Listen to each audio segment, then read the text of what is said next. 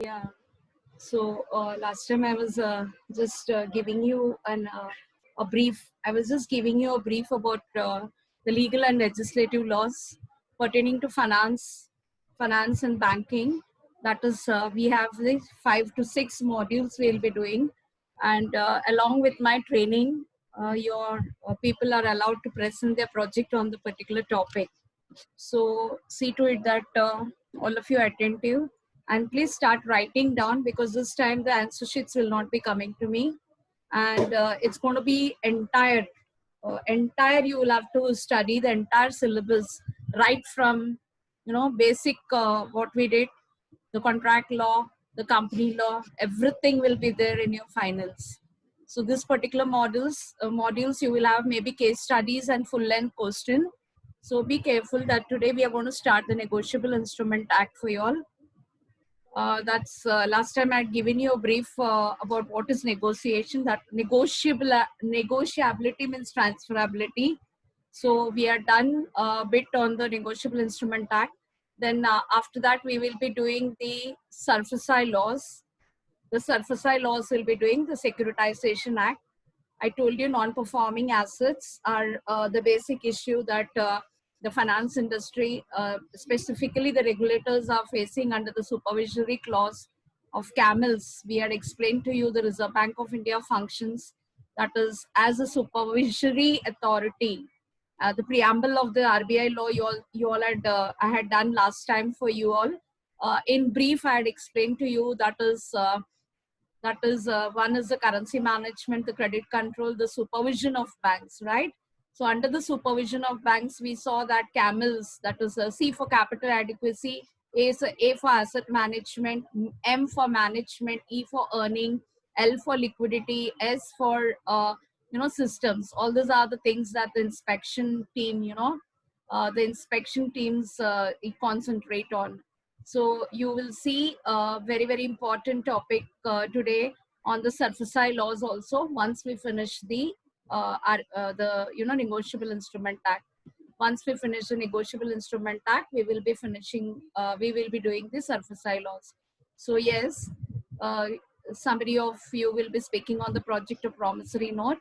So section 4 is usually in all the sections, in all the barracks, if you see, all section 2 gives all the definitions of important terms. So today they will be also speaking to you something about the promissory note, the bill of exchange, the check.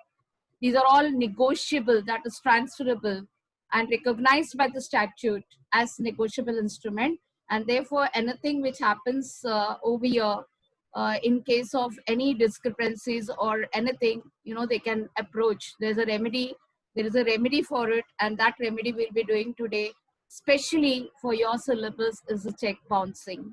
Okay, section 135 we will be doing, and in the section 135 we will see both the civil and the criminal remedies that is available if, for example, a check bounces. So you will be, yeah, we will be doing that today. Apart from treasury bills, share warrant and hundies, they are also negotiable instrument. Yeah, after that we'll be doing the types, that is currencies. Currencies also, the legal tender. So Reserve Bank of India, you will be, when we are doing especially the RBI law, we'll be seeing the currency management. And even in the Reserve Bank of India, we're having the issue department, because when we transfer, as currencies are transferable, it becomes spoiled and it reaches back from the mint, it comes to the public, from the public it goes back to the Reserve Bank of India, and there in the issue department and the banking department, you will see how they do the currency management. So currencies are also negotiable instrument. Promissory notes, checks, bill of exchange, bearer bonds. Checks, bill of exchange, bearer bonds. Now, yes, promissory note is an instrument in writing, being a bank note or a currency note containing an unconditional order. See, if for your exam, if any question comes on any of the negotiable instrument, the words are same. The words which we use for defining is same. So maybe it's a promissory note, maybe it's a bill of exchange. You just have to write that it's an instrument in writing, yes, containing an unconditional undertaking signed by the maker to pay a certain sum of money to or to the order of a person or to the bearer of the instrument. So the same thing you will see will be appearing in bill of exchange also. The same thing you will be appearing for the checks also.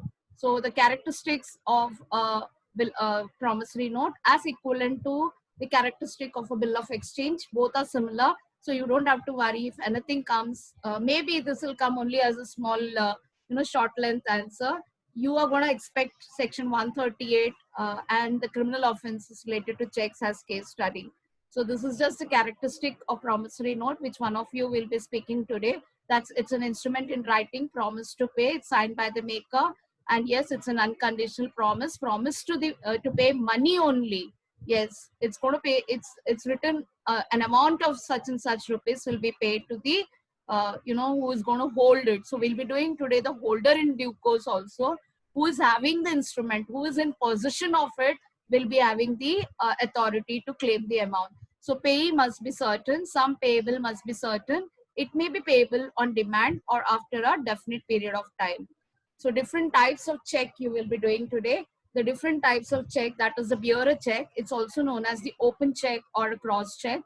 Self-check, the account pay check, the post-dated check, the banker's check, the traveler's check. We'll be doing section 123 to 131 today. Very important. What is the importance of crossing of check? In banking law, you will always see certain characteristics of negotiable instrument, and one characteristic of the check. Yes, one characteristic of the check is crossing of the check. So you will today you will be doing, your friends will be doing a project on different types of check crossing that pertains to section 123 to 131 of the Negotiable Instrument Act. So these are the things: general crossing, that is check bears across its face, and addition, that is a transverse line you cross it. So they'll be speaking to you about special crossing. They'll be speaking to you about restrictive crossing.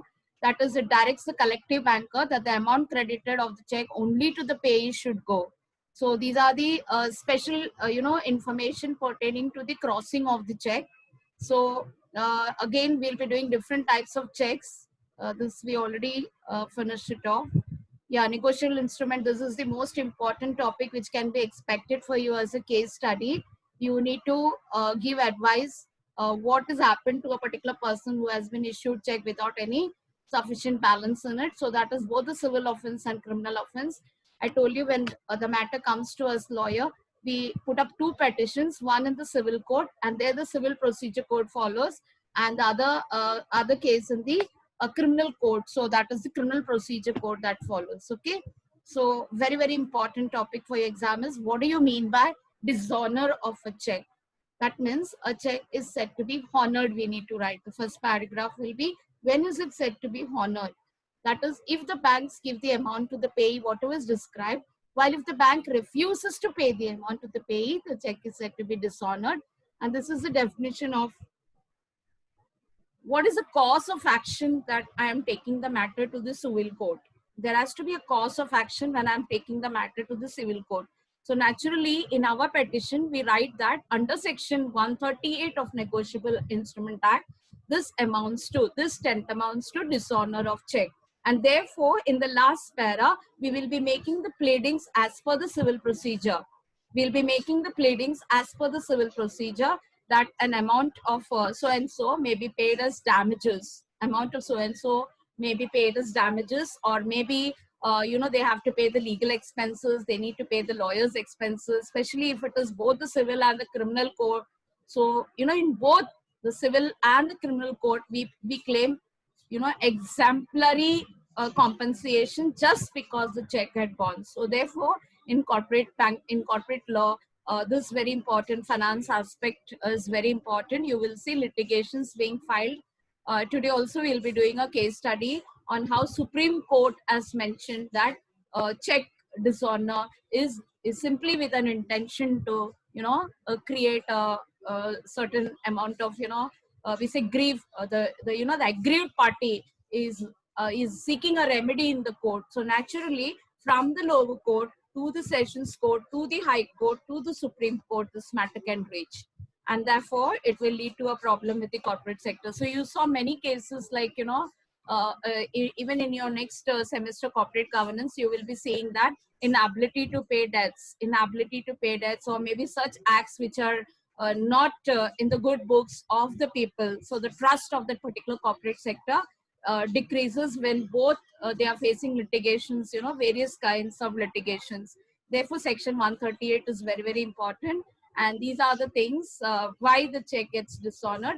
Number one is irregular signature, alterations, post-dated check, or a state check. So your question for your exam may be a problem where, they may give irregular signature. So you just cannot write that, no, once again it can be done. You need to write the exact Section 138. You need to write what is honor of check, what is dishonor of check, what are the reasons that the check has been dishonored. Okay, so yeah, whether we can present the check again. For example, certain bankers, high value customers, maybe in hurry we made a check which is, a signature which is not possible. So they may call us and explain to us, and then we may go back and we may rectify the error.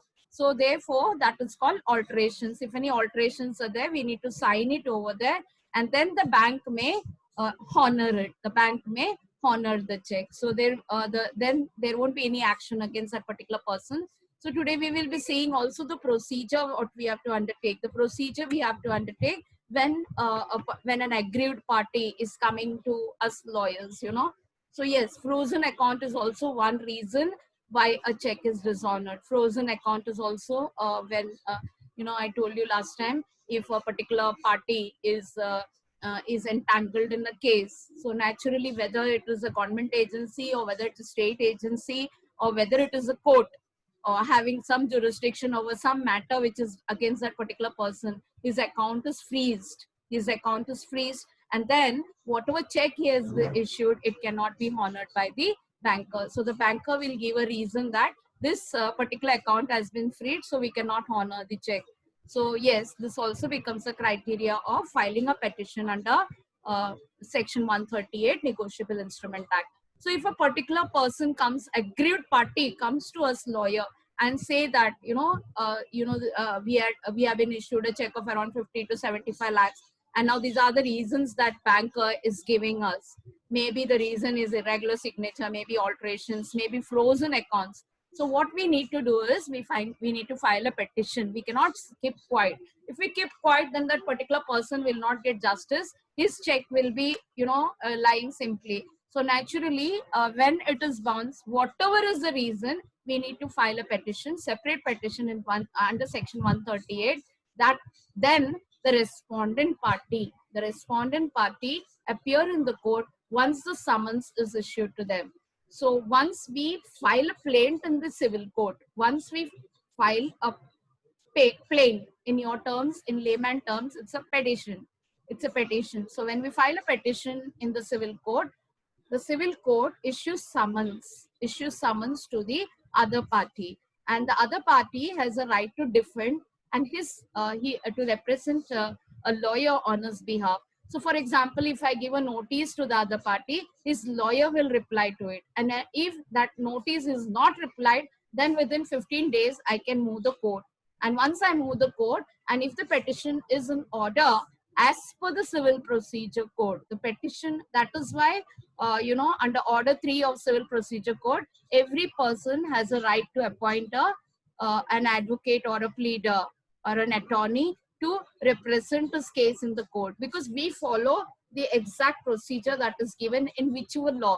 So if it's check bouncing, the law comes under Section 138. Once my petition is filed, once the reason is given, once what is the cause that I have come to the court, I already told you all, when you have a right, you have a remedy. So I explained to the court in paragraph wise that this particular court has jurisdiction, because this matter was in Mumbai. So naturally, Mumbai court has the jurisdiction. Once the petition is accepted under the Civil Procedure Code, the other party is given the summons.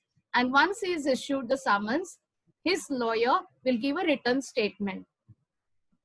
The lawyer gives a written statement, and in the written statement, they exactly, they write the defense. They write the defense, what exactly happened. So maybe if it's a frozen account, that lawyer will give a reply to the court that we didn't have an intention to issue the check, though there are sufficient balance in the account. There are around 90 to maybe 2-3 crores in that account, but since the account is frozen, we are forced not to. The bankers have not honored the check. So the written statements are placed in front of the court, and once this written statement are placed in the front of the court, then again the petitioner's lawyer will start arguing the matter why the objection is not proper. So if the frozen account is frozen, okay, you give us the payment, alternate payment be made, maybe cash or whatever it is, you can pay it in the court, and we accept it and we withdraw the case. So it is a way of arguments. And then finally, if there is an out of court settlement, the parties may issue some other bank where the account is not frozen, and such way the civil procedure code takes place. Similarly, the criminal procedure code also, when a particular case comes down to us, we move the criminal court also, and under the criminal code section 415, we need to write that this particular person had the intention to that's 415 is cheating. So this particular person had an intention. I told you, in any offense, the intention to commit an offense is very important, and that's called mens rea. So we always, in the criminal court, we always argue to the judge that this particular amount was given to us in spite of the fact that we completed our contract. Whatever contract this was the consideration, and the consideration was given in the check format, and this particular person had an intention to create a as deprived us of our right, and therefore the remedy is the criminal remedy. And that's why we have approached the court with this petition, and the court, the pleading is again made in criminal court also. Maybe yes, he may be issued arrest warrant also. He may be issued an arrest warrant also. So even if they are getting anticipatory bail also, this matter moves to the high court. Certain of our cases moves to the high court, because maybe in business transactions the amount are huge. The amount are huge, especially in case of builders transactions also. They issue checks which gets bounced, so naturally they don't have the option when the civil court is not giving adequate remedy, or the other party is not listening to the civil court.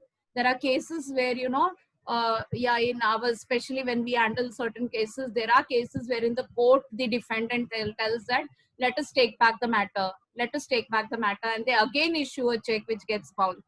So the alternative to the party is make an appellate jurisdiction. The appellate jurisdiction is to the higher courts. In one of our cases, it is directly gone to the Supreme Court also. That was against a builder. There was 2 offenses. He not only did not give the possession of his flat, but he had issued a check also. So therefore, the criminal remedy is initiated under Section 138 Negotiable Instrument Act, which states that not only a civil remedy, but also a criminal remedy. So in the exam, if this particular case study comes to you, you need to write there, it's not only a civil remedy, but also a criminal remedy. Civil suit is filed, the reason being the dishonor of check. And what is the pleading? The pleading is recovery of the money with whatever expenses that party, the aggrieved party, even his lawyer's expenses is ordered by the court. The lawyer's expenses is also ordered by the court. Other expenses like stamp duty and the court fee, stamps, everything the other party has to pay. So sometimes the penalty also tantamount to double the amount of the check. So usually in such cases, what the parties do is out of court settlement they do, and yes, all the petitions are withdrawn, and we write over there in consent terms that there is no allegations against the party. There's no further allegation against the party. So these are the things pertaining to, these are the modern enactments. We prefer to carry a small piece of paper known as check, carrying the currency worth, the value of the check. Yes, so when we talk about the why issuing a check rather than giving lots of cash amount, we prefer to carry the checkbook and we issue checks. But it is very important that check without having sufficient balance should not be issued to the party. Check without having sufficient balance should not be issued. So in order to ensure the promptitude and remedy, the Negotiable Instrument Act, a criminal remedy inserted in the negotiable instrument by amending it with the Negotiable Instrument Act is there. And the latest is the appeals to the Supreme Court. I told you just now, appeals to the Supreme Court is very important.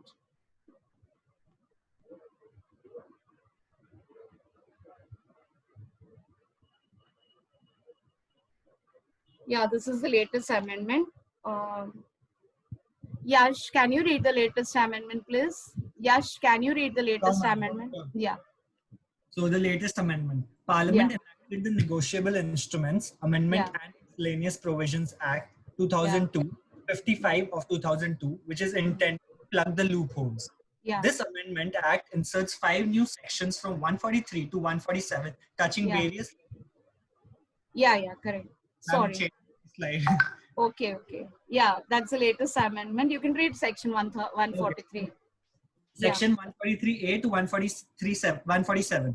Section 143A of the Amendment Act empowers any court while trying an offense for dishonor of a check to direct the dealer, who is the issuer of the check, to pay interim compensation to the complainant. Yeah, correct. The amount of compensation payable cannot exceed 20% of the amount as stated in the check section of, ma'am, again. Yeah, sorry. Yeah.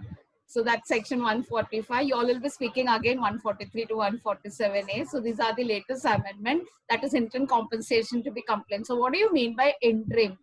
What do you mean by interim? For example, I filed a petition for Yash in the court. Okay, I filed a petition for Yash in the court, and he needs money urgently. So naturally, I will ask the court. I'll plead the court that till the matter is decided, let there be an interim compensation be ordered by the court.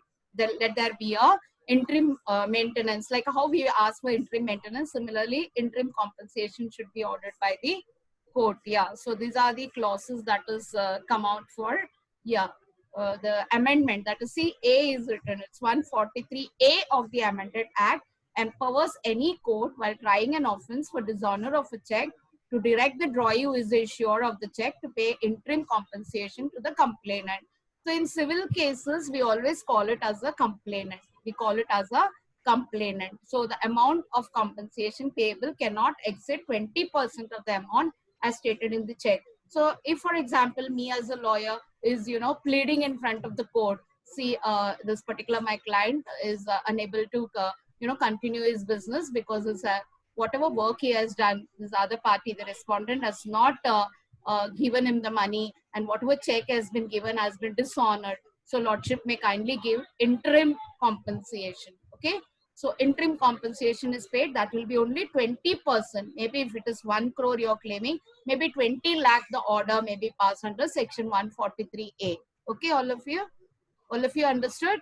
Yes. So there might be a case study for you all, and you all can, they will be asking you what is the remedy available to that particular person who has been issued a check without, the balance in it. So these are all actually, when you see the cases, you will see the amount is worth crores of rupees, which is, inability to pay debts. It is treated. It's finally treated as inability to pay a debt. So under the company law also, you saw a clause that is just and equitable clause.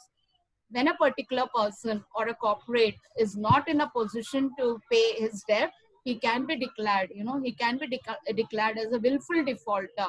So it's called willful defaulter. So these are the remedies that in case if he is paid by way of a check and still Yash is not giving the money, so these are the remedies. These are the remedies that we have in the civil code, that is interim compensation under section 143A of the Negotiable Instrument Act. Okay, all of you. So you, in case study, you need to remember 138 will be. It's very easy to remember section 138 Negotiable Instrument Act, because it's going to be around 20 marks ka case study. So you have to write the sections. I know it's very easy for you all because now you're writing online exams, right? So section 145 of the negotiable instrument, it's an exemption to the normal rule as envisaged. That is in section 200 of the Code of Civil Procedure. This is the criminal code. When we file for Yash, I might take two actions. I might take a civil court action. I might take a criminal court action. So under the section 200 of the CRPC, the complainant would be required to give his evidence by appearing in person and by making a statement on oath before the court. Yes. Yeah, I told you in the civil court, we follow the civil procedure code, and in the criminal court, we follow the criminal procedure code. So if Yash wants a remedy that no, that man has given me so much of pain that I have to put up a criminal complaint. So I told you last time of a very eminent personality where she was not involved, but her husband had issued a check on her name, and she was ultimately had to be in the present in the high court. So these are the things, because Yash want a criminal action to be initiated. Therefore, he has to give an oath, a statement on oath before the court that he has to give an evidence under the Indian Evidence Act that these are the things. I also notified it with the notary public. So these are the procedures we need to follow when a particular check bounces. So he has to intimate, he has to take a notary public signature. The notary public will notify it, and all this proof of document should be presented in the court if he needs to have a criminal case initiated against a person who has issued a check with insufficient balance. So section 146 of the Negotiable Instrument Act, the bank slip prima facie is the evidence of certain fact. So you get a small slip stating why that particular, so you need to paste it in a white paper, and that has to be presented in front of the court. So you just can't say I lost it. So under the Indian Evidence Act, everything has to be presented in front of the court. The court shall, in respect of every proceeding on production of a bank slip or a memo having thereon the official mark denoting that the check has been dishonored, then the court presumes the fact of the dishonor of check, and unless and until such fact is disapproved, the court shall initiate the proceedings under, if it is the civil court, the civil procedure law; if it is the criminal court, the criminal procedure law. So we say that negotiable instrument is not an important aspect, but when you enter the corporate, you will see that litigations, various types of litigations arising, not only in the civil court, but also in the criminal court. Section 47 in a negotiable instrument states that these offenses are compoundable. Now, very, very important for you all as executives to know that what do you mean by compoundable offenses? That is contained in the Code of Criminal Procedure. Every offense punishable under the Act shall be compoundable. That means in between, if for example, the complainant, the one who has filed the case, in my example, it is Yash Lantin who has filed the case in the criminal court. Now, yes, the complainant, the one who has filed the case, that is the victim. He is the one who has been victimized by a particular person who had the intention to deceive him, and therefore Yash is moving the criminal court also. So, and agrees to have the charges dropped against him. This is called compoundable offenses.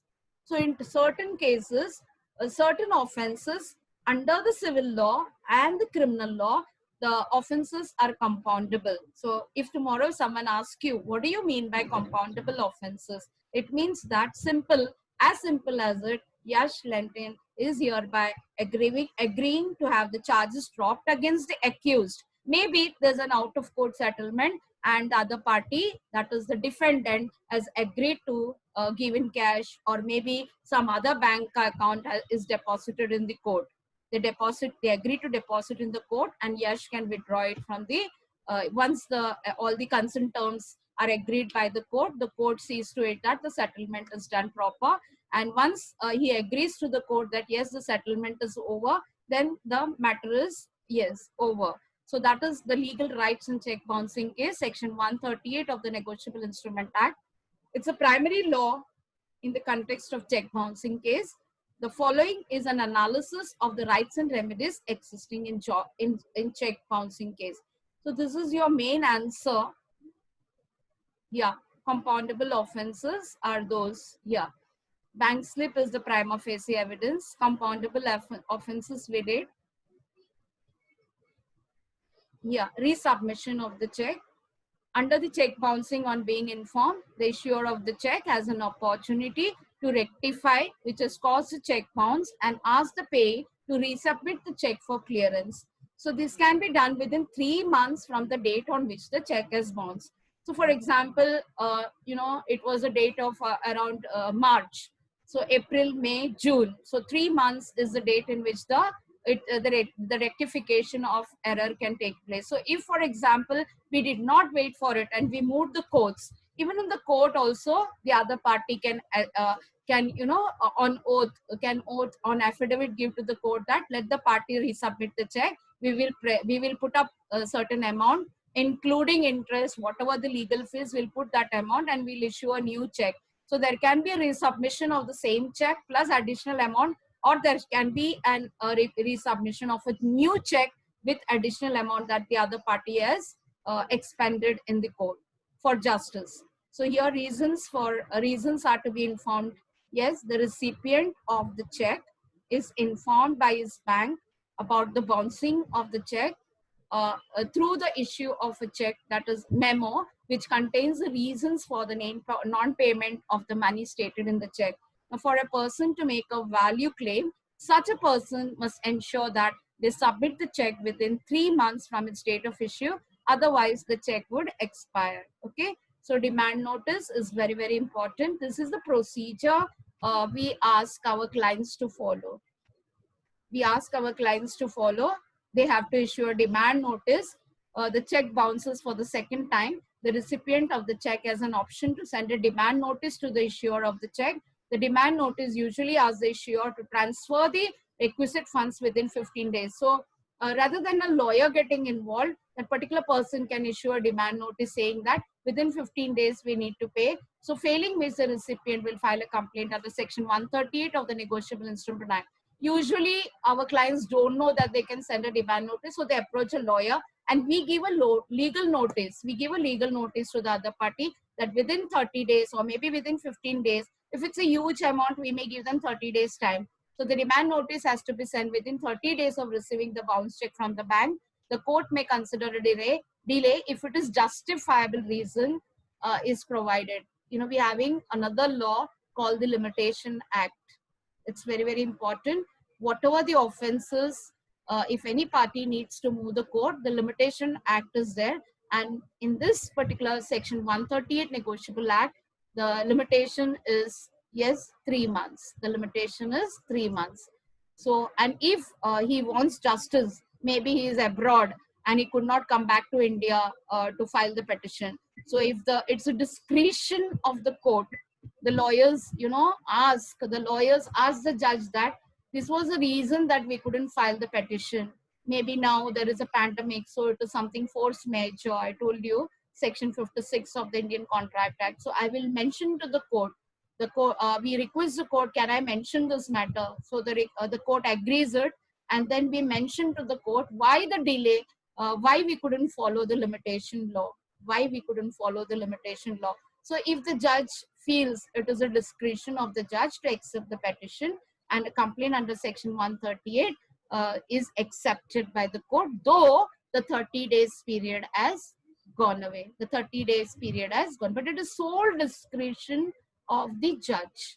It is the sole discretion, and how we, the lawyers, present it to the judge. We need to convince the court that, yes, we know we couldn't present it. These are the reasons. We may even give his air tickets. He tried to come, but he couldn't come. So, and the jurisdiction is Mumbai. So naturally he had to fly over here. And that is why this delay has taken place. Or maybe if certain other criteria, like what now is happening, in most of the cases that comes to us right now is all these things only, people not giving possession, people not coming out of the flat, people not vacating lease flat. So all of them have a defense. Now almost everybody has a defense that this is a force majeure clause, and yes, the court accepts the petition. And the Civil Procedure Code and the Criminal Procedure Code, the orders which need to be followed is exempted by the court.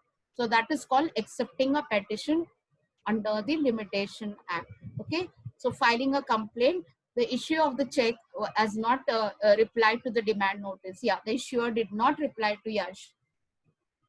So before the courts, within 30 days, we need to move concerning the jurisdiction of the court situated in the location where the check was drawn, where the check was presented or returned by the bank, that particular court. So if it's in, for example, Andheri area, and that's the place where the bank is, or that's the place where you had issued a check. So the Andheri, civil court will have the jurisdiction. That's the Dindoshi court will have the Koregaon Dindoshi court will have the jurisdiction.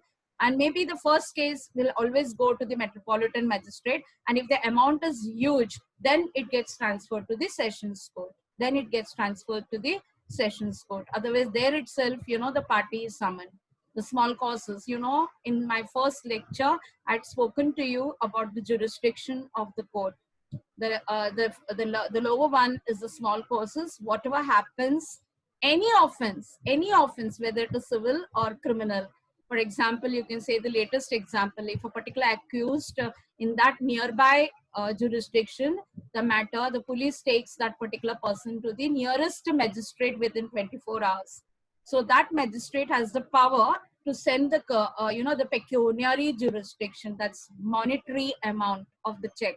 If he cannot take up that matter, he will transfer the case to the Sessions Court. So that's why we saw the jurisdiction as in the civil laws, small causes, the Sessions Court, the High Court, and the Supreme Court. So today somebody will be also speaking about the Supreme Court powers.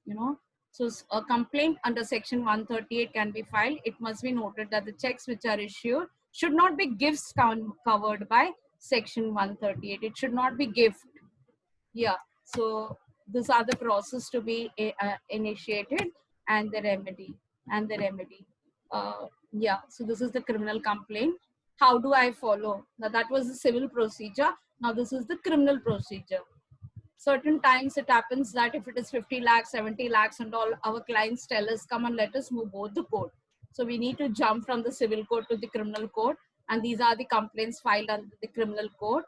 That is, fees have to be deposited in the criminal court. The original documents, such as the original check with, the stamp of the bank, a copy of the notice which we have given to the other party, the defendants, the acknowledgement of receipt also. If it is, if it is by register AD, we get it back. So all these things we have to.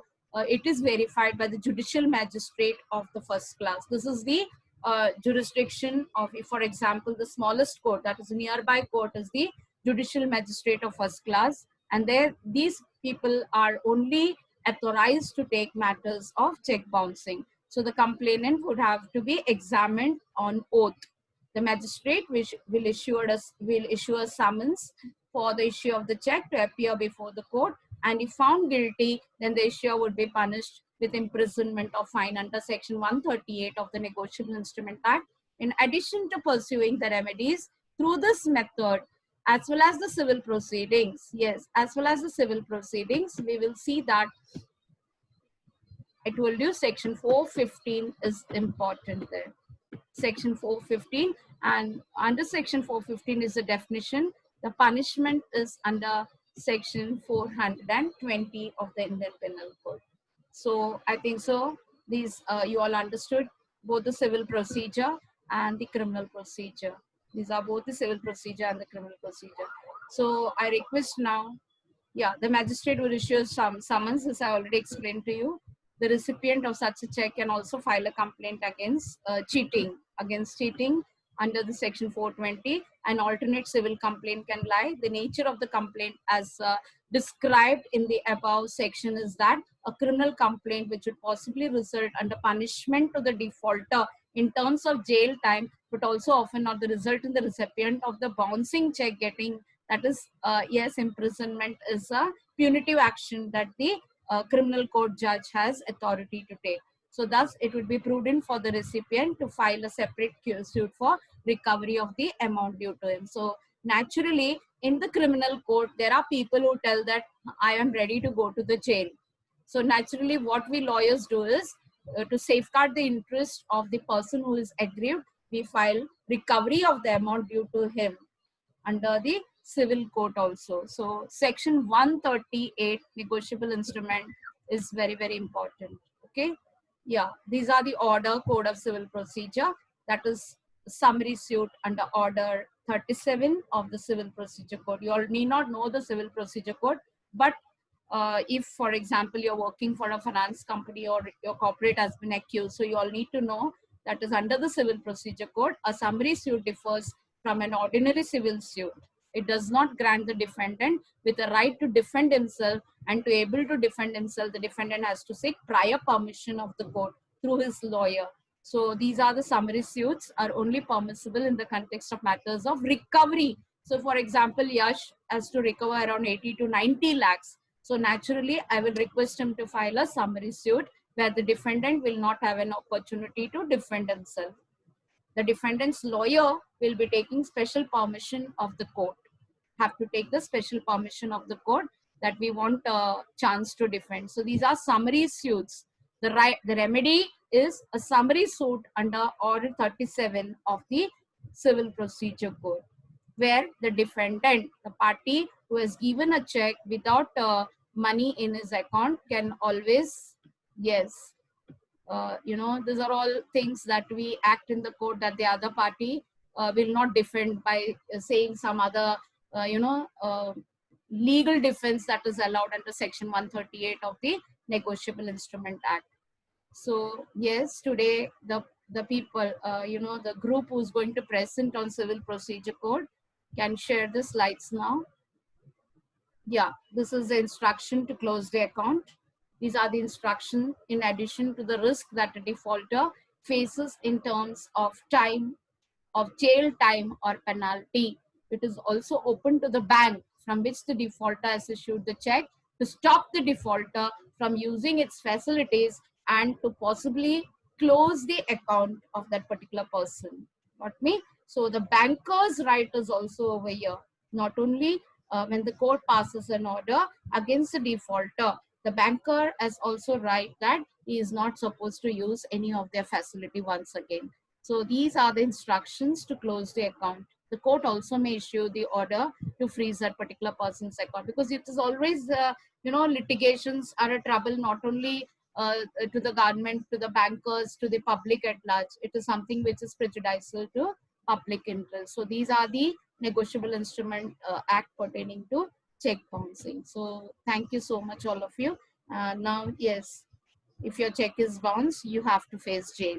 So if the other party is not ready to accept an out-of-court settlement, of course, the judge will be pronouncing a judicial custody. The judge will be pronouncing a judicial custody. And we know that in the civil court, an order is going to be passed that our remedy of that particular amount by even attaching his property, recovery of debt due to banks, So similarly, we can also request the court that his property may be sold and we get back our money. So these are the procedures that we follow. Thank you so much, all of you.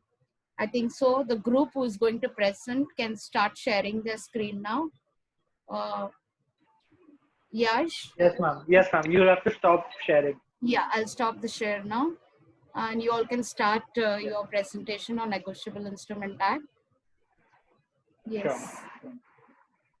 Yeah.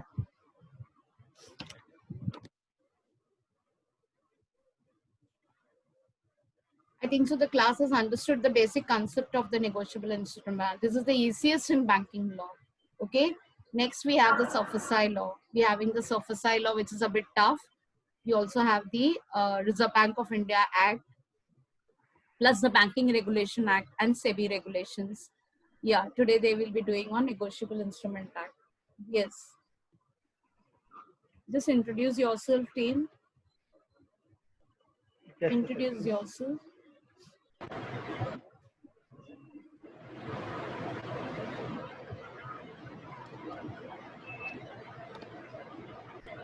The team leader is Yash Lentin, and he is going to with his present. Yeah.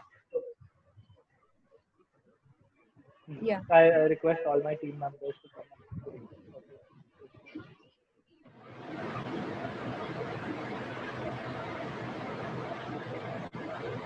That's Vishal. Okay, there's disturbance. Can you all just mute your? Can you all just mute yourself until your turn comes?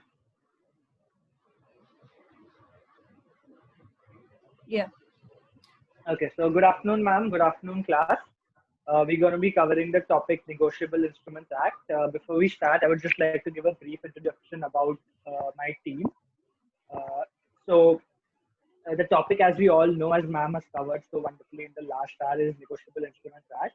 It will be started off by Yash. He will be telling us what exactly is Negotiable Instrument Act. After which Viral will take over and he will cover promissory notes and other types of NIA. Yeah. After which Vibhusita will be doing bills of exchange. She'll be explaining what it is, who are the parties. Yeah. After which our fourth member, Vishal, will be covering checks, types of checks, crossing of checks.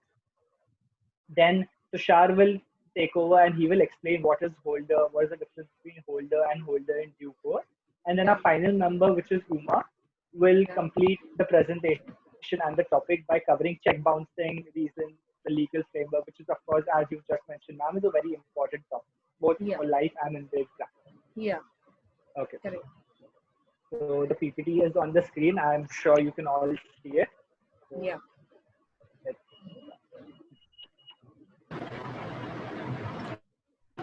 Thank you so much, Yash. Good afternoon, ma'am. Good afternoon, everyone. Yeah. Good afternoon. Yeah. My name is Yash Jain, and I'll be starting. Yeah. So I'm talking about what exactly negotiable instruments is and what are the characteristics.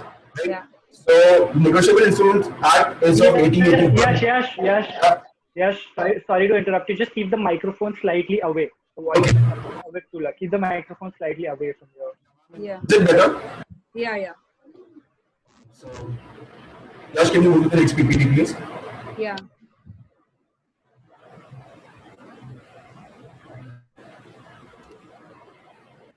So, what is negotiable instrument? Yeah.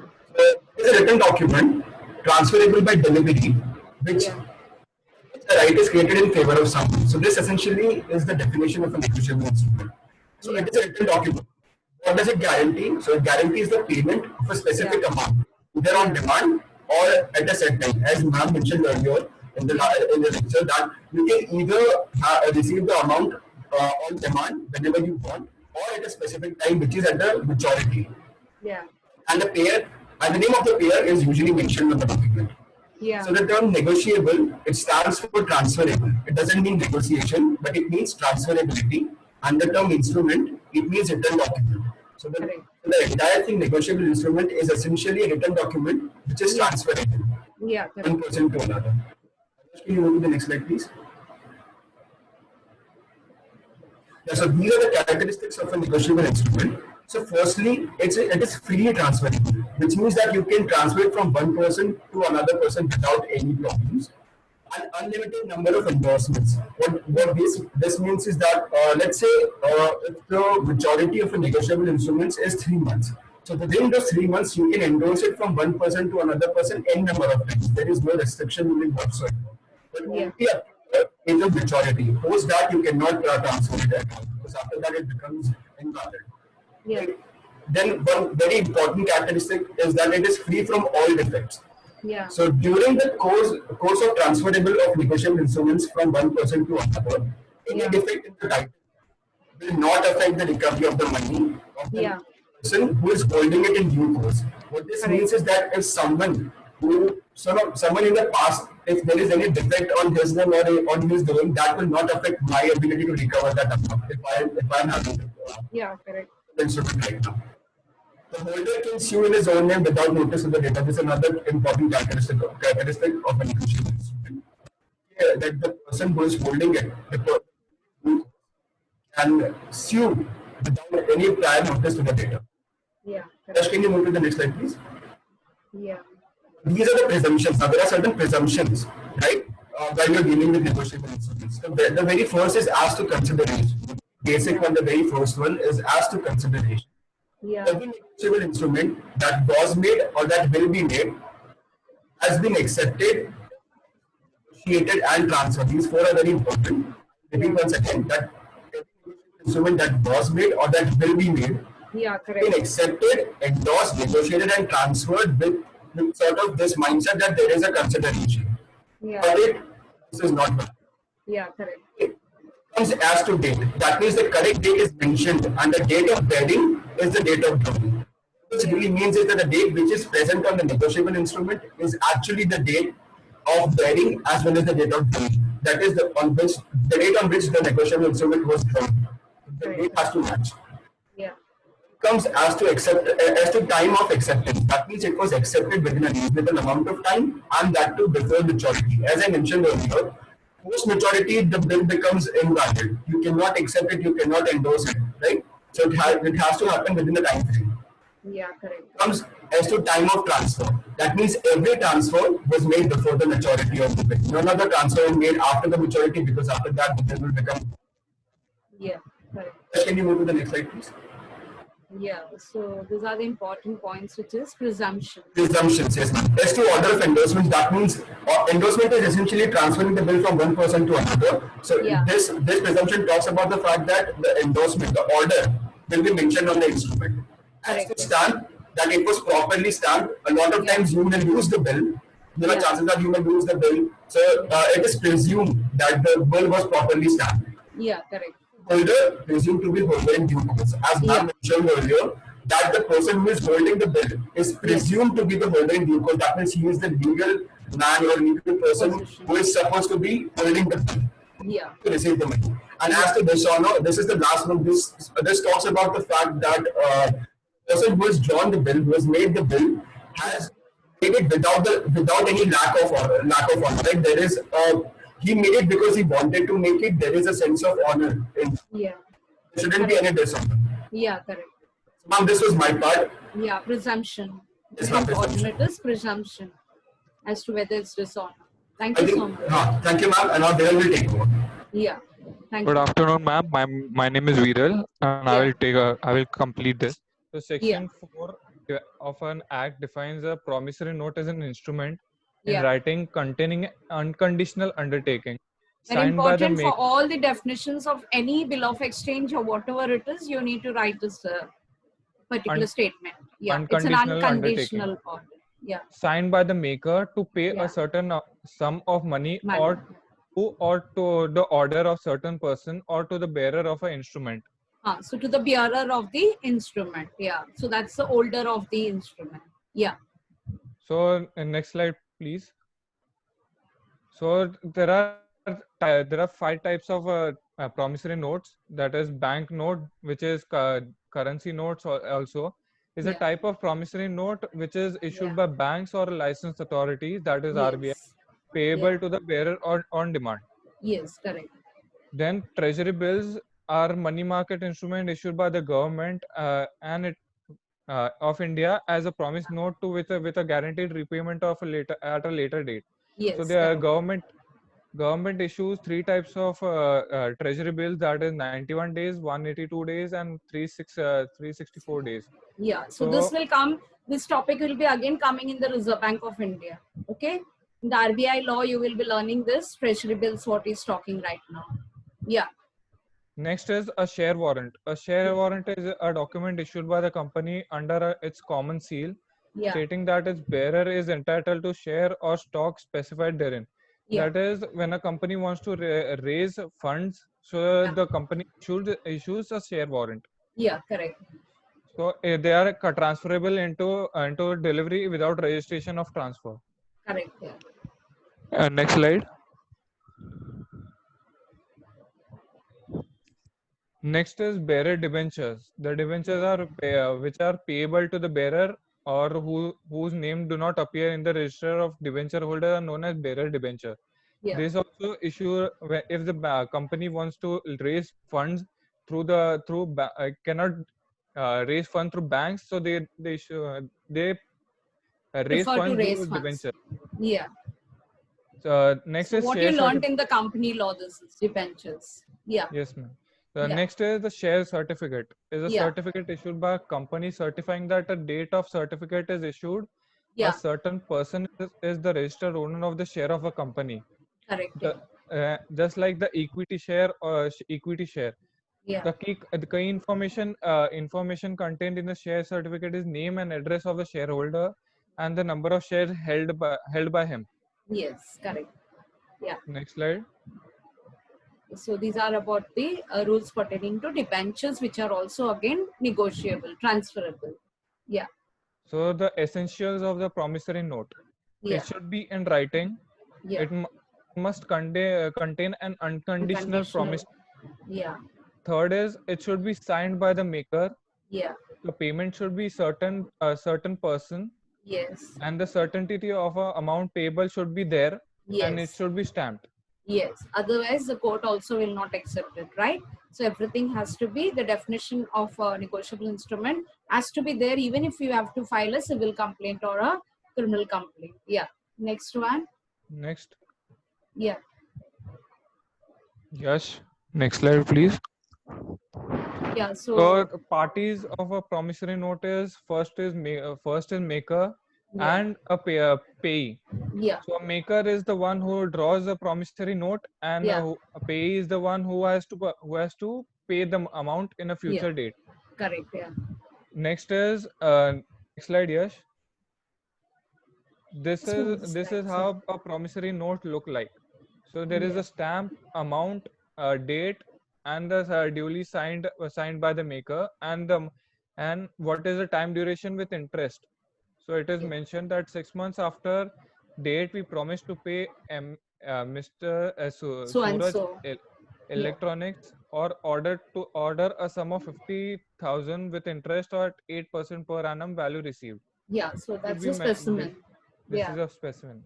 Yeah. Next will be covered by my colleague. Yeah. Thank you, Viral. Yeah. I'm Vibhushita Vijayaraj, and Yeah. I'm going. Yeah. Yes, next slide, please. Vibhushita, you have. Yeah. Yeah, Vibhushita. 5 of Negotiable Instrument Act 1881, a bill of defined as an instrument in writing Yeah. directing a certain person to pay a certain sum of money only to or to the order of a certain person or to the bearer of the instrument. Yeah. And bill of exchange, if you have observed, this definition is the in promissory note he explained that the maker promises to make the payment, but here the maker directs a certain person to make a certain payment. So very important question for your exam. She is doing difference between bill of exchange and promissory note. Hai na? Yeah. Yeah.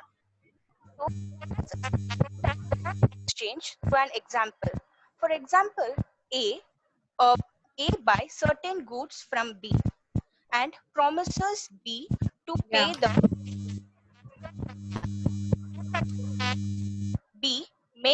B draws a bill of exchange and A accepts it. Mostly used in foreign trade, and in some cases it is also used in local trade as well. Yeah. The used types of bill of exchange is one is demand bill and the other is usance bill. Demand bill is made when it is demanded. It doesn't have any fixed date, that is a maturity date. Whereas or on the date of maturity, the payment has to be made. Now, bill of exchange. A bill of exchange basically contains three parties: a drawer, a drawee, and a payee. Yeah, the drawer, the drawee, and the payee. Yeah. A maker of a bill of exchange. The bill is signed by the drawer. A creditor who is entitled to receive payment from the debtor can draw a bill of exchange. In previous, drawee.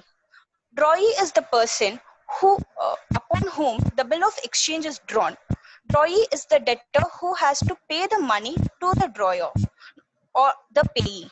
He is also known as the acceptor. He is known as acceptor because in bill of exchange, the debtor has to accept the bill of exchange. Next, payee. The payee is the person to whom the payment has to be made. In bill of exchange, a drawer can be the payee, and it is not necessary only the drawer should be the payee. It can be any person also. For example, in the previous example explained, that it is not necessary that A should he should make payment to B. Yeah. B may someone else. For example, let us take C. So B in the bill of exchange will mention that A has to make the payment to C. Next slide, please. So that's an important topic. She's differentiating between the different types. Yeah. Yeah. This is the of a bill of exchange. It basically contains the amount to be paid and the drawer and his details, drawee and his details, and the stamp as well. In this example, Kunal Singh, he's the drawer and the drawee is Raj Kiran, and you can see the word accepted over there, and the amount 4 lakh is also mentioned here. Yeah, correct. Yeah.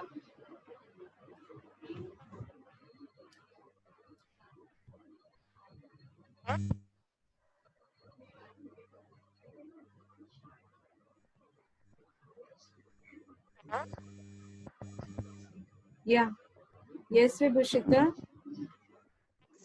Yes, next slide, please. Yeah. Now let us understand the difference between bill of exchange and basis of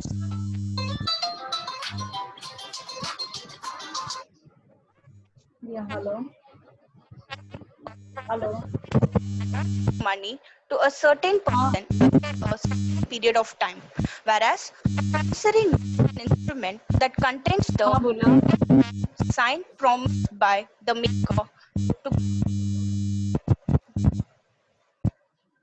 yeah, to pay a certain amount to the creditor on a specific day or on demand. Now, next, the number of parties involved. In bill of exchange, there are 3 parties involved, namely drawer, drawee, and the payee. Whereas in the promissory note, there are only 2 parties involved, that is the maker and the payee. The nature of bill of exchange.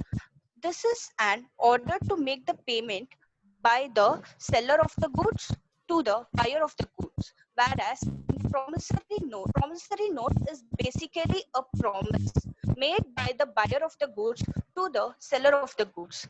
Next, the document is drawn. Who draws the document? In case of bill of exchange, it is drawn by the creditor or the seller, whereas in promissory note, it is drawn by the debtor or the purchaser. Next, the copies to be made. In case of bill of exchange, 3 copies are to be made, whereas in promissory note, a single copy is enough. Next, the difference between the drawer and the payee. In case of bill of exchange, drawer and payee may be the same person or they can be different person. But in case of promissory note, the drawer cannot be the payee. It is illegal. Next, noting. Noting becomes very important point in case Noting is the notary public portion. है ना? The lawyers who have finished 15 years, they get the notary public certificate. So we notarize it. That's called noting under the check bouncing. Yeah. Yes. Yeah. Yeah. The case when the bill of exchange is dishonored, means when the buyer when the buyer doesn't make the payment to the specified person, whereas noting is important in the case when the promissory note is dishonored. Yeah. Of exchange need an acceptance from the buyer, whereas in doesn't require the acceptance from the buyer because Correct. it is promissory note. Yeah. So here Vibhushita is saying about the importance of a notary public, how noting has to be done. Otherwise, even if a lawyer presents it in the civil court or the criminal court, the procedure is not followed, the court may not accept the remedy. The court may not accept the petition. So noting is an important portion. If a case study comes for you, you need to write the importance of noting when a check is or a bill of exchange is dishonored. Yeah.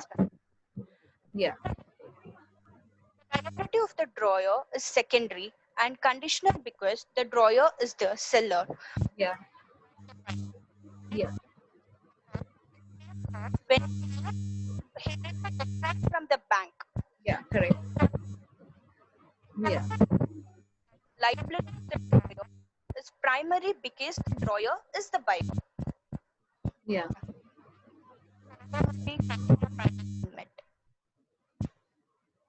I think so. There's an issue with your audio, Vibhushita. Yeah. Yeah. Okay, you continue. What's This is my further will be continued by my teammate. Yeah, thank you, thank you. Good afternoon, ma'am. Good afternoon, everyone. Am I audible? Yeah. Okay. So I'll be talking about check. That is Section 6 of Negotiable Instrument Act 1881. Yash, next Yeah. slide, please. Yeah.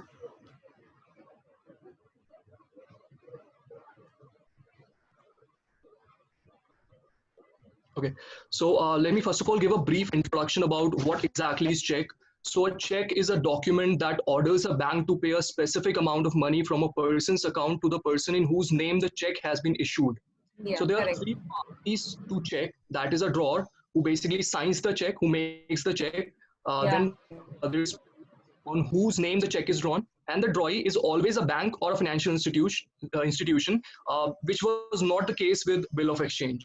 Yeah. So there are certain points that we should always keep in mind if we are dealing in checks. That is that checks are always issued against current or saving bank accounts only. Check without date is void, that is invalid, and a check is always valid for 3 months. That means the maturity of the check is 3 months. Yash, next one, please. Okay. So now we'll see different types of checks. That is a bearer check, order check, post-dated check, stale check, self-check, multi-lated check, and blank check, and a cross-check. So in Indian banking system, these are the most important checks that is being in operations from couple of years and couple of time. So bearer check is that simple, is a uncrossed check that is like a pay, or else on behalf of pay, any person can go to bank and can encash the check. So there is no identification proof required for that. Now, in order check, a person whose name appears on the check, that is a payee, can only go to the bank and can encash the check. So identification is required. On the right hand side of the screen, you can see the check on the top is a order check because or bearer part is striked off. So the simple check becomes an order check when you strike off the or bearer part. Correct. Yeah. Otherwise, the check is a bearer check, simple check, normal check. Yeah, now correct. there comes post-dated check. So most of us might be knowing it because we always pay our fees through post-dated checks. So if you want to make any future payments, then post-dated checks came into picture. After that, there's a stale check. As we just learned about that, the maturity of the check is 3 months. So if suppose if it goes to the bank after 3 months to deposit or encash the check, then bank will say that's invalid, and that is a stale check basically. Now comes self-check. Now sometimes we need money from our own account, so we just have to in the space of pay name, you just have to put self, and you can go to the bank and encash from your own bank account. So that is a self check. Now there comes multi-lated checks. So multi-lated checks is a check when it is torn in 2 or 3 halves. Basically, the torn check is a multi-lated check, multi-lated check. Sorry. So in that case, if a important information is torn, then in that case, bank will not accept the check. Or else if sometimes the sides of the check are being torn, then in that case bank might accept the check. So blank checks, now just the drawer signature on the signature part of the check makes the check a blank check, keeping all the other fields empty. So that is a blank check. Now there comes cross check. You can see on the right hand side of the screen, the check in the bottom is a cross check because there's a 2 lines in the left hand side top of the check which makes the check a cross check. Yash, the next slide please. Yeah, so these are the important provisions pertaining to Negotiable Instrument Act. Yeah. Right. So now we'll come across crossing of a check, that is section 123 to 131. Now, cross check, as we just discussed, 2 lines on the left hand side top makes the check cross check. In the cross check, you can only make the payment through bank accounts or in the bank account of a payee. You cannot withdraw the cash. So that is a one thing that we should keep in mind. Or any third party can go to the bank and can submit the check. Yes. Now comes different types of crossing. So there is a journal crossing. In that, the paying banker will pay money to any banker. So no specific banker, any banker, the paying bank will pay. Now there comes special crossing. So in that case, the paying banker will pay the amount of check only to the banker whose name appears in the crossing part of the check. So that is special crossing. Now after that comes restrictive crossing. So it directs the collecting banker that he needs to credit the amount of check only to the account of the payee or the party named or his legal representative or the agent. So that is a restrictive crossing. Correct. So there are restrictions. Yeah. Right. Now, important one, there's a difference between a check and a bill of exchange. So a check is always drawn on a banker, whereas the bill of exchange can be drawn on banker too, or else any other parties. A check does not require acceptance, whereas the bill of exchange must be accepted before the payment. Now, no grace is given in case of check, whereas we all know that 3 days of grace is given in case of bill of exchange. Now, a check may be crossed, as we just learned. Now, in the bill of exchange, there is no need for crossing of check, or it is not required in bill of exchange. Now, in check does not require any stamping, so stamp is not required in check. Whereas, except some of the cases, in bill of exchange, the stamping is very much mandatory. It is required. So the next one. Yeah, so now we'll see section 26 that deals with capacity to incur liability under instruments. So this section says every person who is competent as we have learned, the Contract Act, as well as the law, can be the maker, drawer, acceptor, endorser, can deliver, can negotiate any negotiable instrument, right? And can sign or authorize some other person to do so as well. But when it comes to minor, now minor can also draw, endorse, deliver, negotiate any instrument which binds all the other parties except minor. So minor is not liable in case of Negotiable Instrument Acts 2. Now, all the other parties that is attached to the instrument is continue to be held liable, and the holder of the negotiable instrument, any instrument, can actually recover the money from other parties except the minor, because minor is not liable to it. The next one, Yash.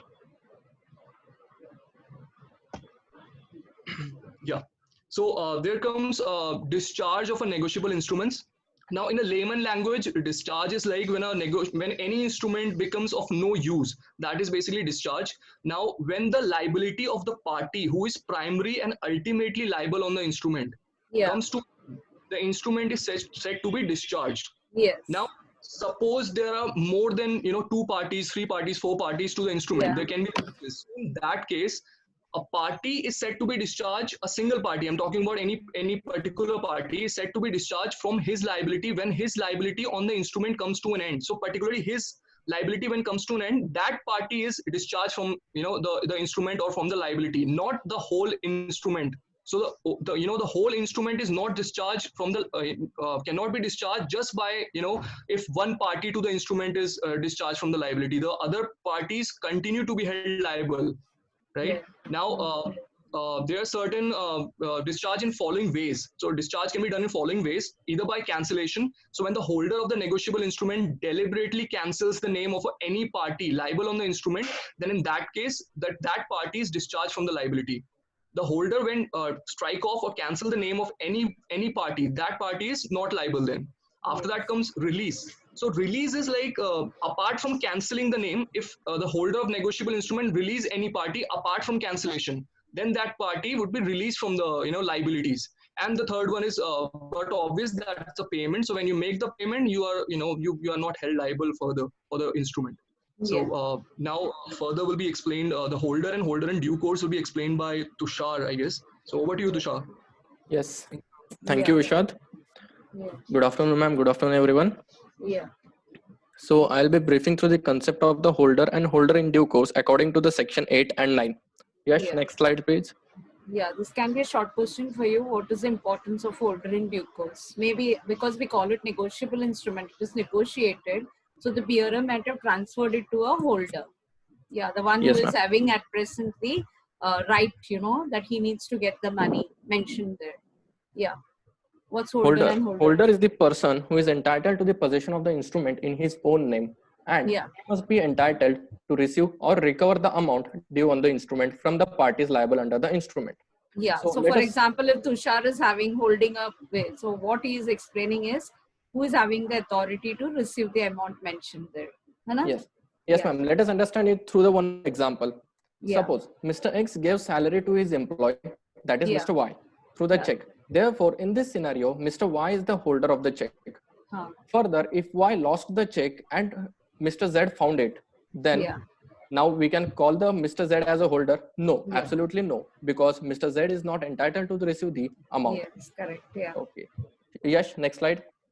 So that's the importance of holder in due course. Holder in due course. Holder in due course is a person who is consideration become the possessor of the promissory note or the check. Yeah. In order to be a holder in due course. Yeah. In order to be a holder in due course, there are some conditions that he or she must satisfy. He must be a holder. First condition. Yeah. Second, must be a holder of the instrument. Yeah. Third, he must acquire the instrument before the maturity. Yes, correct. Fourth, holder must take instrument in a good faith. So, if all the above conditions are satisfied, then we can call him the holder in due course. For example, if Mr. Y receives the expired check, that we call it as a stale check. Yeah. Mr. Y is not a holder in due course as he is acquiring the check after the maturity date. Also, he is violating conditions or to be a holder in due course. Yes. Yeah. Next slide, please. So these are some of the sections which gives the rights of the holder in due course. So we will go through it one by one. Yeah. First one, according to section 118, holder in due course can file a suit in his own name against the parties liable to pay.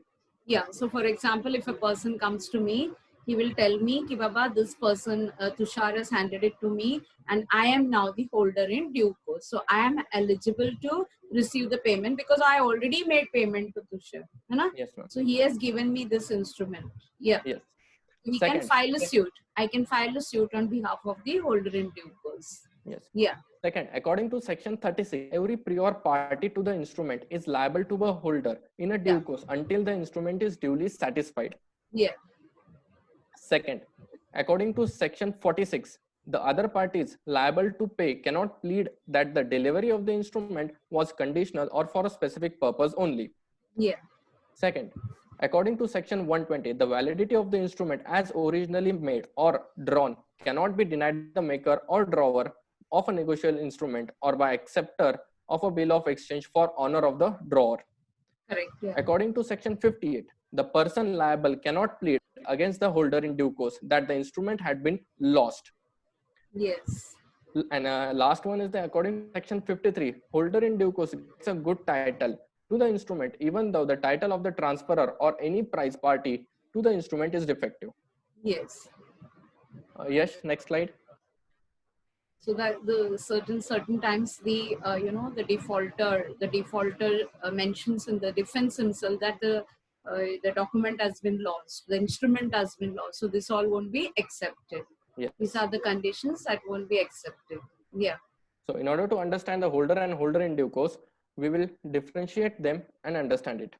Yeah. Holder can obtain an instrument without consideration, whereas holder in due course obtains an instrument with the considerations.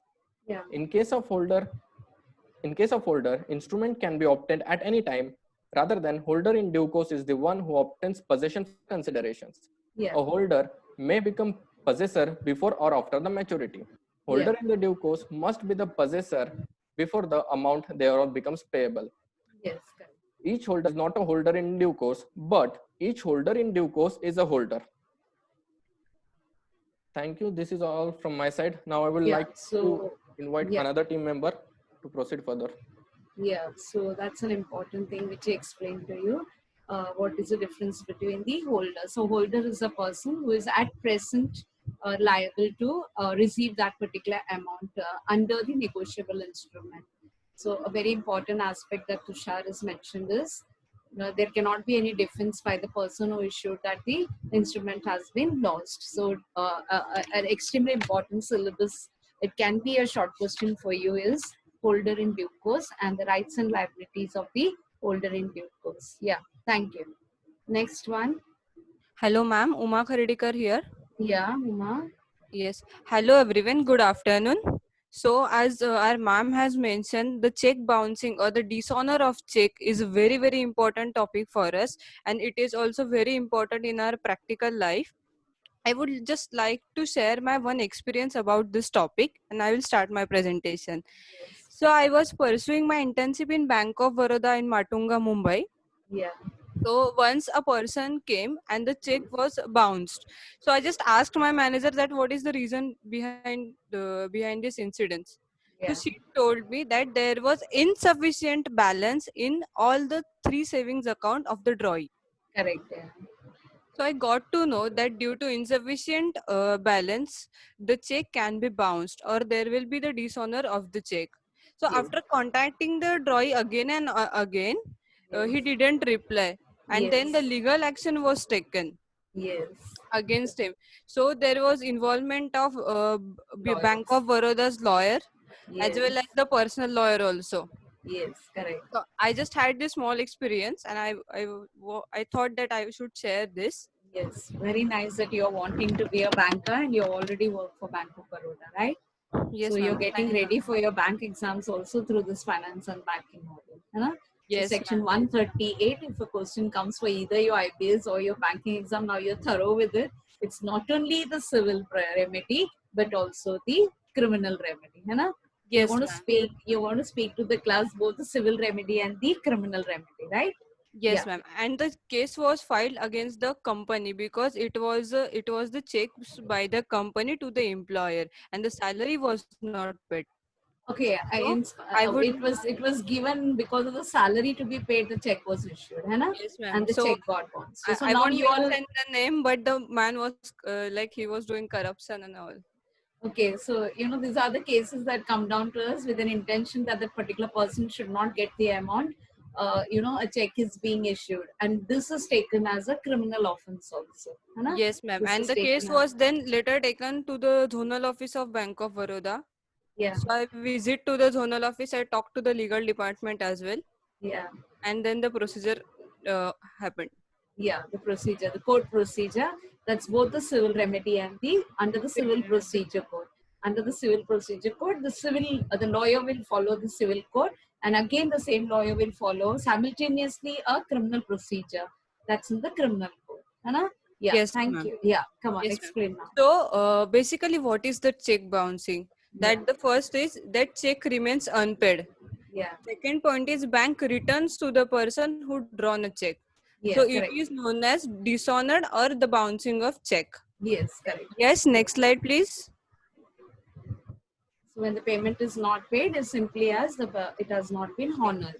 It So has not here been are honored. the 7 reasons behind the check bouncing. Yeah. We all should remember that the reasons of check bouncing are always explained in the check return memo. Yes. It's sent Very, by very the important is the check return memo. Yes, ma'am. So the check return memo is sent back to again to the drawee with the reasons written in that memo. Yeah. So Correct. the first reason is, as I mentioned, insufficient balance in the bank account. So second one is we also remember that the check is a very important negotiable instrument which should be written very, very particularly. Correct. Because as the second reason here states that the scribbled numbers while writing a date. So Correct. the check can be bounced due to this reason. Mm. Third one is if the date is 3 months older. Correct. Hmm? Yeah. The fourth one is signature mismatch with bank's record. The signature which you have done while opening your savings account, it should match with your check. Yes, correct. Then the fifth reason is difference in amount mentioned in words and numbers. Correct. Sometimes we forgot to write 10. Yeah. And the return is 50,000 and the amount is 5,000. So the check can be bounced. You're speaking like a banker. The Thank Bank of Baroda internship helped you out. Yes, nice. Very nice. Sixth one is damaged check is not allowed. Sometimes we fold the check and put it in our pocket. So it can be torn or anything. Correct. The check is not acceptable by the bank at all. Yes, correct. And the seventh one is very important, that is overwriting is not at all acceptable. Yes. So if you write a person's name, for example, Uma Khardikar, and if you wrong with my surname, then you cannot again rub it and write it. You have to make a new check. Correct. Yes. Okay. Yes. Next slide, please. Yeah. So these are the essentials of a check writing. Yeah. Yes. And here are the negative impact of the check bouncing.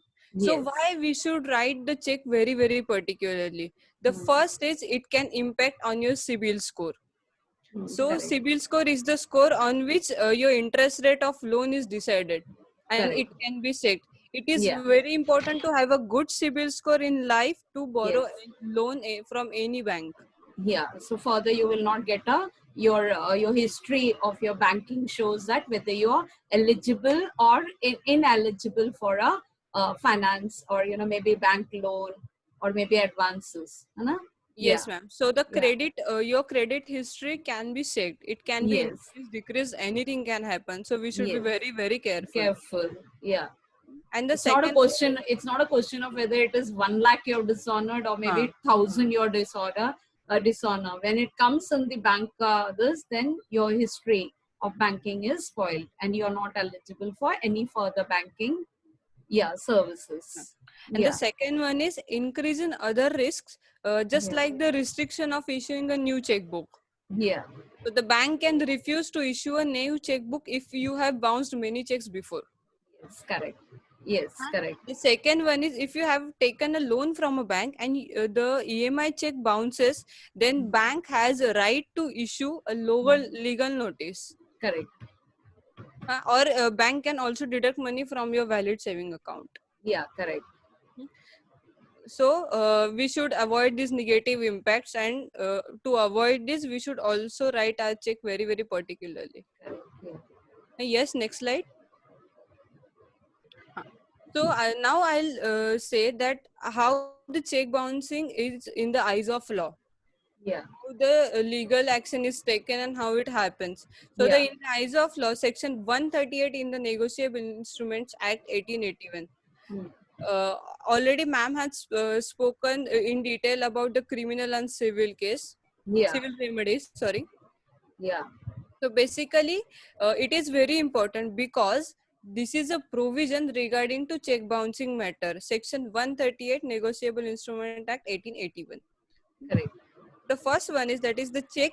This act can be applicable only when the first point is the check has been presented to the bank within a period of 6 months from the date it is drawn.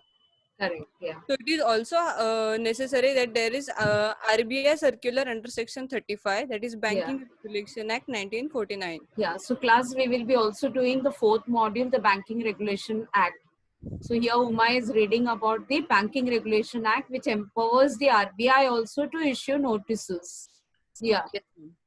Yeah. The second point is this act is applicable when return notice of demand for payment by payee to the drawer of check, it should be within 30 days of the bank receipt only. Yeah. So 30 days is an important criteria for the demand notice.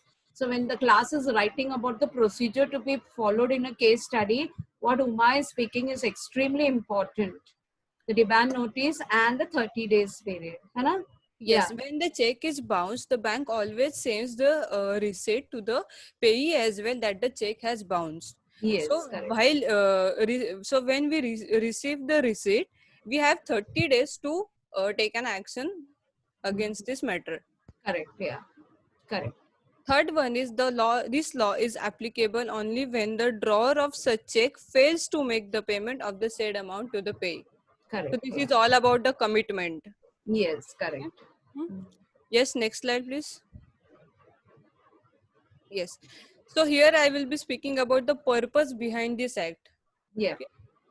So the purpose is that is financial discipline in business dealings. Very, very important. Yes. Very, very important. Why is the Negotiable Instrument Act important?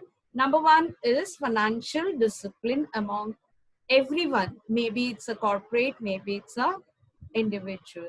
Yeah. So yes, so maybe it's business to Not business or supposed to business to issue a person. check when you don't have a balance over there. Yeah. And the second one is to make the person dealing in commercial transactions work with a sense of responsibility. Yes, It is correct. not just like that you have written the check and given. Yes. There So is number some, two. yes, there is some Number analysis one. responsibility you So should number have. one is financial discipline. Number two is responsibility towards the person entering into contracts with a third party. Yeah. Yes, ma'am. Next one. Yes, next one, please. So this is the legal framework under section 138. Yes. That is drawing of check by the drawer for the discharge of debt or other liabilities. Correct. The next one is presentation of check within 6 months from the date which it is drawn. Yeah. So 6 months we need to present it. Otherwise it's of no use. Yeah. We need to reissue. We need to ask the party to reissue the check. Yes, Yeah. ma'am. So the third one is dishonor of check and return unpaid by the drawee bank. Yeah. Fourth one is statutory notice within 30 days of receipt of information from the Yes. bank regarding the return of check as unpaid to the drawer demanding payment of check amount. Yes. Correct.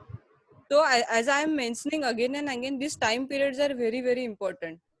Because if you don't take any legal action between these periods, your money will be lost, you will lost everything. You will lose your right for remedy. You Yes. will not get a right for your remedy. The court will dismiss the petition. The court Yes, will dismiss the petition. Yes, and bank will be also not responsible for this Yeah, matter. correct. Correct, yeah. The fifth one is failure to make the payment by the drawer within 15 days from the date of receipt of notice. Yes, correct. So if drawer cannot again issue a check, Yeah. so the legal framework can be in action. Very good, yeah. Excellent. Yes. Yes, next one.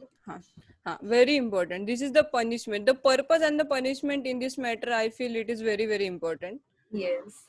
So the punishment is first is that is imprisonment for a term which may be extended to 2 years. Yes. As ma'am, you have mentioned that you will face the jail in case of check bouncing. Yeah. So whatever is the amount, if you have the authority, you can put a person behind bars. That's the penal provisions under section 420 of the Indian Penal Code, read with section 138 of the Negotiable Instrument Act.